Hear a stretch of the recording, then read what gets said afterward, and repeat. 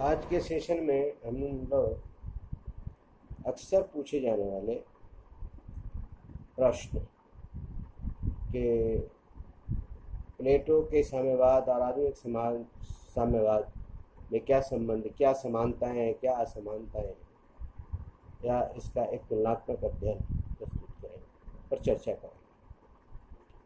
जैसा कि हम जानते हैं, दोनों ही विचारधाराएं अपने तत्कालीन सामाजिक कुरीतियों का विश्लेषण करके उसे दूर करने और दूर करके एक आदर्श समाज स्थापित करने के प्रयास से प्रतिपादित की। प्लेटो जहाँ अपने तत्कालीन नगर राज्य में व्याप्त भ्रष्टाचार, कदाचार को समाप्त करके एक ऐसे सामाजिक राजनीतिक व्यवस्था का निर्माण करना चाहता था जो न्यायनिष्ठ हो, जो न्याय के सिद्धांत पर आधारित हो, जो लोगों के कर्तव्यों के पालन पर आधारित हो, जिसमें व्यक्ति अपने गुणों के अनुसार आचरण कर सके। ठीक उसी तरह से मार्क्स भी राज्य और समाज में जो पूंजीवादी व्यवस्था के कारण समस्याएं उत्पन्न हुई थी, जो व्याधियां उत्पन्न हुई थी, उनको समाप्त करके मजदूर वर्गों को उसका अधिकार दिला करके, मजदूर वर्गों को न्याय दिला करके एक न्यायनिष्ठ समाज के निर्माण करने की कल्पना करता है। तो पहली समानता। दूसरी समानता कि दोनों ही विचारधारा धन बल या जन पर आधारित समाज का तिरस्कार करता है। दोनों ही एक ऐसे समाज की कल्पना करता है जिसमें मनुष्य की योग्यता जो है उसको महत्व दिया जाए। तीसरी समानता विचारधारा समाज में व्याप्त संघर्ष एवं विवाद का अंत करके समाज में एकता और शांति स्थापित करने का प्रयास है। प्लेटो ने भी समाज को एकीकृत करके, एकता के सूत्र में पिरो करके, और उसमें जो संघर्ष है, जो अशांति थी, उसको दूर करके एक ऐसा समाज जिसमें वर्गीय सामंजस्य हो, शांति हो, तो स्थापित करने का प्रयास करता है। ठीक उसी तरह से जो है मार्क्स भी आधुनिक साम्यवाद के माध्यम से मजदूरों के शोषण को समाप्त करके एक बेहतर समाज के निर्माण की कल्पना करता है। तीसरी अगली एक समानता है, दोनों ही ये मानते हैं कि समाज कई वर्गों से मिलकर के बने। जैसे प्लेटो कहता है समाज में 3 वर्ग हैं, ठीक उसी तरह से मार्क्स कहता है कि समाज में 2 वर्ग हैं।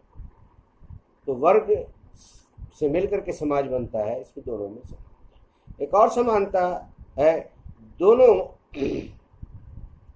एक आदर्श स्थिति का निर्माण करना चाहता है जिसमें मानव और मानव के बीच कोऑपरेशन है,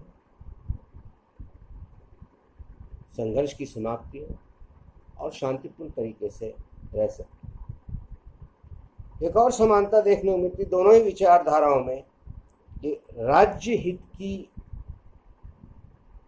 के लिए या राज्य की बेदी पर व्यक्तिगत स्वार्थ या व्यक्तिगत हित का बलिदान किया जाता है। या दोनों ही जो है व्यवस्था, दोनों ही विचारधारा में मनुष्य को या व्यक्ति को राज्य हित का एक इंस्ट्रूमेंट समझा जाता है। दोनों ही विचारधारा में निजी संपत्ति का उल्लंघन। यह अलग बात है कि प्लेटो केवल अभिभावक वर्ग के लिए निजी संपत्ति का निषेध करता है, जबकि मार्क्स संपूर्ण सामाजिक व्यवस्था में निजी संपत्ति का निषेध करता है, और न केवल निजी संपत्ति का निषेध करता है बल्कि उत्पादन के सभी साधनों पर समाज का सामूहिक नियंत्रण चाहता है। एक और समानता देखने को दोनों विचारधाराओं में शिक्षा व्यवस्था राज्य के नियंत्रण में रखने का प्रयास करता है। यह राज्य निर्देशित शिक्षण व्यवस्था देने का प्रयास दोनों ही विचारधारा में किया जाता है। तो दोनों का मानना है कि शिक्षा के माध्यम से जो है वो एक प्रकार से जो है नागरिकों को एक निश्चित दिशा में मोड़ा जा सकता है। दोनों विचारधारा में के समर्थक इस तथ्य को भी स्वीकारते हैं कि सामान्य या सामाजिक हित में ही व्यक्ति का हित, व्यक्ति का हित समाज से अलग नहीं, समुदाय से अलग नहीं। व्यक्ति का हित और समुदाय का हित, समाज का हित, दोनों के बीच गहरी समानता है, गहरा सामंजस्य है, एक दूसरे के बिना संभव नहीं, दोनों एक दूसरे का विरोधी है। तो ये कुल मिलाकर के ये समानताएं हैं जो दोनों के बीच दिखाई देती हैं। लेकिन समानताओं का यही अंत हो जाता है, दरअसल दोनों ही विचारधारा में गहरी या फंडामेंटल या मूलभूत जो है वह असमानताएं हैं, भिन्नताएं हैं। उसको हम लोग एक एक करके देखने का प्रयास करते हैं। पहली समानता, प्लेटो के साम्यवाद केवल अभिभावक वर्ग के लिए। अभिभावक वर्ग एक छोटा सा वर्ग है जिसमें शासक वर्ग और रक्षक वर्ग सम्मिलित होंगे। इन्हीं के लिए प्लेटो ने साम्यवाद की कल्पना की। और एक बड़ा समुदाय जो उत्पादक वर्ग का है, जिसमें कृषक, कारीगर, मजदूर, व्यापारी, अन्य प्रकार के लोग हैं, सभी लोग शामिल हैं। उन विशाल जनसमूह को जो है इससे दूर रखा जाता है, इससे परे रखा जाता है। जबकि आधुनिक साम्यवाद में सर्वहारा वर्ग, मजदूर वर्ग को प्राथमिकता दी जाती है, अन्य लोगों के लिए भी है, पूरे समाज के लिए जो है वो एक साम्यवादी व्यवस्था प्रस्तुत करता है। यदि उद्देश्य पर दृष्टि डालें तो भी दोनों के बीच गहरी असमानता दिखाई देती है, गहरी भिन्नता दिखाई देती है। जहां एक और मार्क्स का उद्देश्य आर्थिक है, वहीं जो है प्लेटो का उद्देश्य विशुद्ध राजनीतिक। प्लेटो राज्य की एकता और शासक वर्ग की कर्तव्य परायणता हेतु साम्यवाद की कल्पना करता है, साम्यवाद को स्थापित करना चाहता है। जबकि मार्क्स के द्वारा जिस समाजवाद की, साम्यवाद की कल्पना की गई, उसमें मजदूर वर्ग को पूंजीवादी व्यवस्था के शोषण से मुक्त करके एक सामाजिक व्यवस्था जिसमें उसको संपूर्ण अधिकार मिले, उसको क्षमता के अनुसार काम करे और आवश्यकता के अनुसार प्राप्त करे, ऐसी व्यवस्था में उसे जो है लाना चाहता था, ऐसी व्यवस्था का निर्माण करना चाहता था। तो उद्देश्य में दोनों के गहरी भिन्नता है। तीसरी असमानता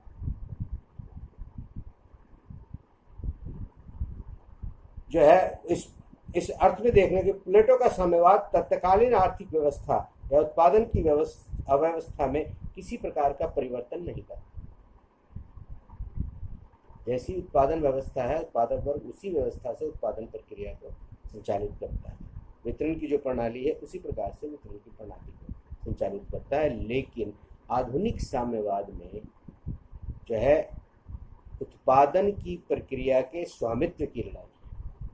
एक छोटे वर्ग के पास स्वामित्व है, उस पूरे स्वामित्व को परिवर्तित करके सर्वहारा वर्ग के हाथ में स्वामित्व को ट्रांसफर करने की जो है योजना है। तो प्लेटो का जो साम्यवाद है वह उत्पादन प्रक्रिया के स्वामित्व में परिवर्तन चाहता है, जबकि ऐसा प्लेटो के साम्यवाद में। अगली असमानता, प्लेटो का साम्यवाद त्याग की भावना।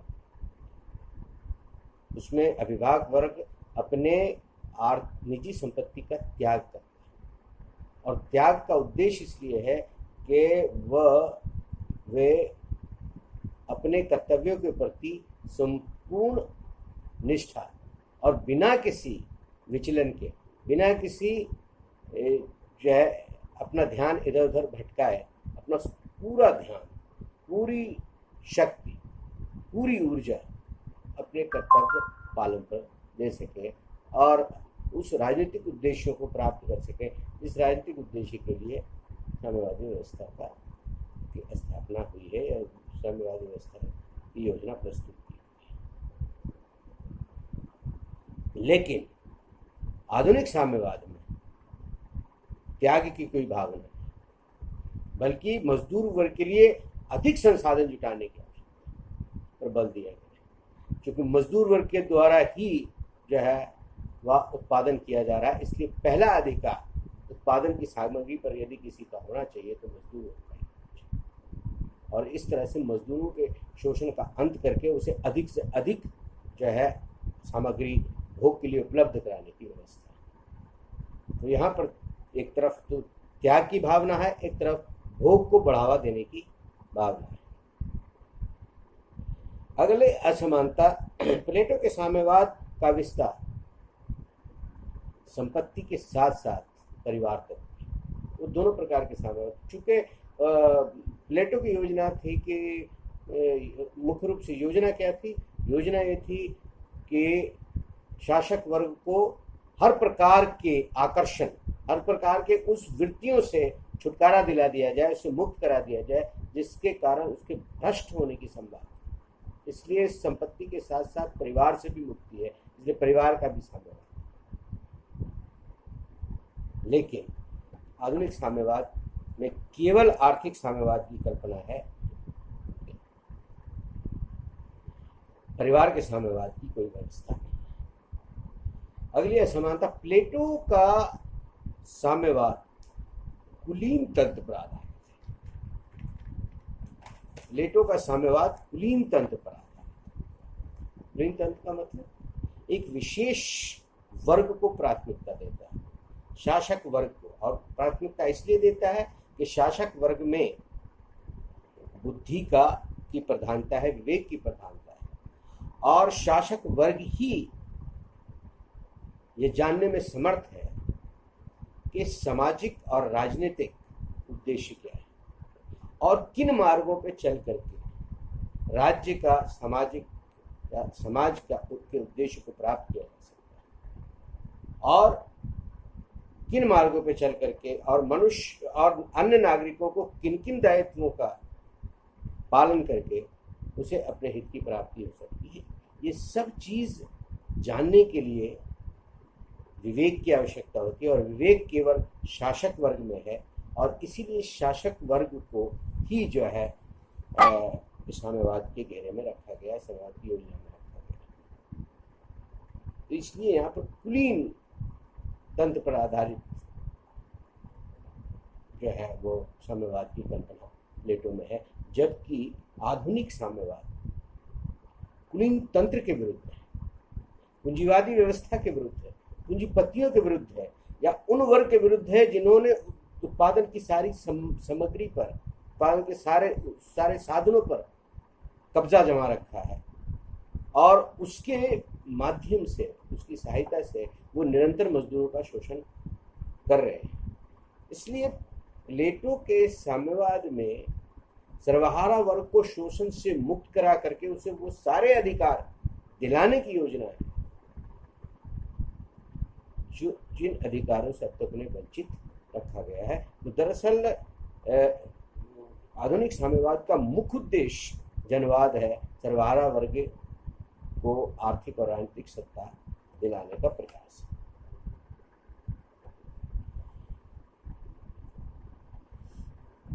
एक और असमानता है जो प्लेटो के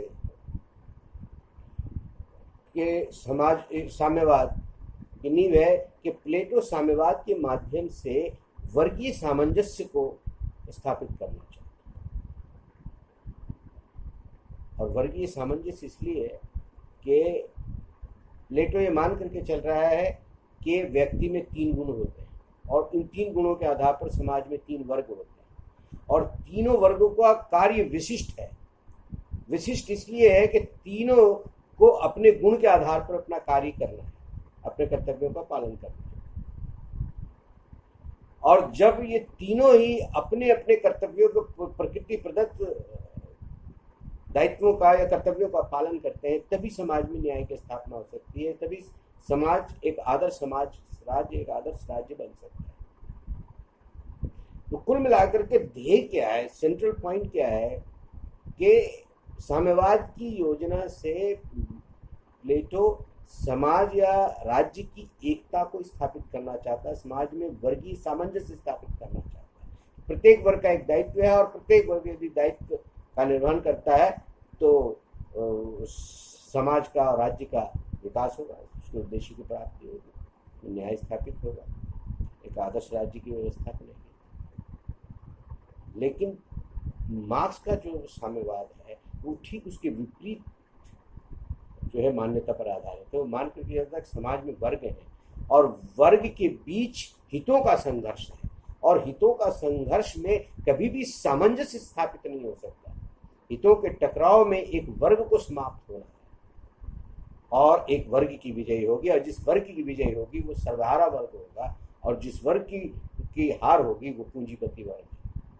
इसलिए प्लेटो का साम्यवाद पूंजीवादी व्यवस्था के विरुद्ध विद्रोह या क्रांति के माध्यम से एक समाजवाद और साम्यवाद की स्थापना करना चाहता है।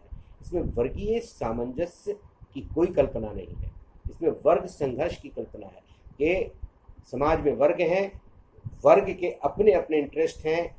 दो वर्ग हैं जो मुख्य हैं, जिसमें एक संपत्ति धारक वर्ग है, एक संपत्ति विहीन वर्ग है। दोनों के हित एक दूसरे से बिल्कुल विपरीत है, दोनों के हित में संघर्ष है और ये संघर्ष तभी समाप्त होगा जब सर्वहारा वर्ग की विजय होगी और पूंजीवादी व्यवस्था से समाज निकल करके समाजवादी व्यवस्था में प्रवेश करेगा। इसलिए ये गहरी असमानता है।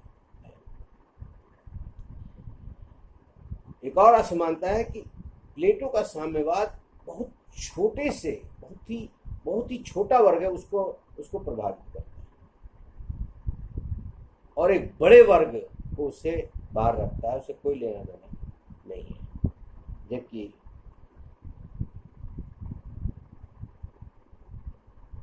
जबकि मार्क्स का जो साम्यवाद है वो संपूर्ण समाज के लिए, पूरे समाज में वो एक क्रांतिकारी परिवर्तन लाना चाहता है। समाज की जो नींव है उसको पूरी तरह से बदलना चाहता है, समाज की जो पूरी व्यवस्था है उसको उलट देना चाहता है, एक नया समाज जो है बनाने की। इसलिए पूरा समाज उससे प्रभावित है। जबकि प्लेटो के साम्यवाद से समाज का बहुत छोटा सा हिस्सा जो है वो प्रभावित होता है। बड़ा समानता है कि प्लेटो का जो साम्यवाद है वो ग्रीस के नगर राज्य तक ही सीमित है। वो नगर राज्य को एक आदर्श राज्य के रूप में पेश करना चाहते हैं, या उस समय प्रचलित जो और नगर राज्य थे उसमें जो समस्याएं थी, राजनीतिक आर्थिक सामाजिक समस्याएं थी, उन सभी का उन्होंने एक निचोड़ निकाला था कि समाज में समस्याएं इसके कारण है कि व्यक्ति अपने गुणों के अनुरूप आचरण नहीं कर रहा है और एक व्यक्ति दूसरे व्यक्ति के कार्य में हस्तक्षेप कर रहा है। इसके कारण सारी समस्या है और ये समस्या तब समाप्त हो जाएगी जब लोग अपने गुणों की पहचान करके अपने गुणों के आधार पर गुणों के अनुरूप आचरण करेंगे, तब जो ये समस्या समाप्त हो जाएगी। इसीलिए प्लेटो का जो साम्यवाद है वो उसका दायरा बहुत सीमित है, क्षेत्रीय दायरा भी बहुत सीमित है, वो केवल नगर राज्य तक सीमित है। जबकि मार्क्स का साम्यवाद वो अंतर्राष्ट्रीय प्रकृति का है, वो पूरे संसार के मजदूरों के अधिकारों की बात करता है, पूरे संसार के मजदूरों के साथ अन्याय की बात करता है और अन्याय के विरुद्ध संघर्ष के लिए उन्हें उत्प्रेरित करता है। संघर्ष के माध्यम से वो न्याय प्राप्त करने के लिए उन्हें उत्प्रेरित करता है, न्याय उन्हें रास्ता दिखाता है, न्याय प्राप्त करने के लिए उन्हें संगठित होने के लिए कहता है। तो प्लेटो का मार्क्स का के साम्यवाद का जो दायरा है बहुत व्यापक है, पूरे और जो मान करके चलता है कि समाजवाद एक जगह यदि स्थापित होता है तो वो धीरे धीरे वो समाजवाद तभी जो है सुरक्षित रह सकता है जब इर्द गिर्द तो पूरे संसार में जो है समाजवादी आंदोलन हो और समाजवादी व्यवस्था। वो ये भी मान करके चलता है कि इतिहास के विकास के चरण में पूंजीवादी व्यवस्था निकल करके जिस अवस्था में प्रवेश करेगी वो समाजवाद और साम्यवाद की। इसलिए वह वैज्ञानिक समाजवाद का अगला स्टेज है। इसलिए मार्क्स का समाजवाद जो है वो पूरे संसार को अपने जो है अंदर समाहित किए हुए पूरे संसार में एक नई व्यवस्था बनाने की बात करता है। एक और असमानता जो गहरी दिखाई देती है वो है प्लेटो का साम्यवाद एक अत्यंत ही आदर्शवादी सिद्धांत पर आधारित है और इसी के कारण वो अव्यवहारिक भी है। और अव्यवहारिक इस प्रकार का है कि इतने लंबे समय के बाद भी उसे कहीं भी किसी भी जगह किसी भी काल में उसका अनुभव उसको धरातल पर नहीं उतारा गया, उसका प्रैक्टिस में नहीं लाया जा सका। जबकि मार्क्स लेनिन का साम्यवाद अत्यंत व्यवहारिक सिद्धांत है। बहुत सारे देशों में इसके आधार पर शासन व्यवस्था की स्थापना की गई और बहुत सारे देशों ने उसका अनुभव किया। बहुत सारी कमियां इसमें रही हैं, जिसके कारण बहुत जगह ये असफल हो गया है, लेकिन एक विचारधारा के रूप में, विचारधारा के आधार पर एक व्यवस्था के रूप में अब भी एक जीवंत विचारधारा है। तो ये सारी असमानताएं प्लेटो और मार्क्स के साम्यवाद के बीच है। इसकी वजह यह है कि दोनों के जन्म का परिवेश अलग था, दोनों के उद्देश्य अलग थे, दोनों के लिए दोनों को अपने लक्ष्य की प्राप्ति के तरीके अलग अलग दिखाई दिए, अलग अलग समय भी था। इस कारण ये सारी असमानताएं हैं। आज बस इतना ही। धन्यवाद।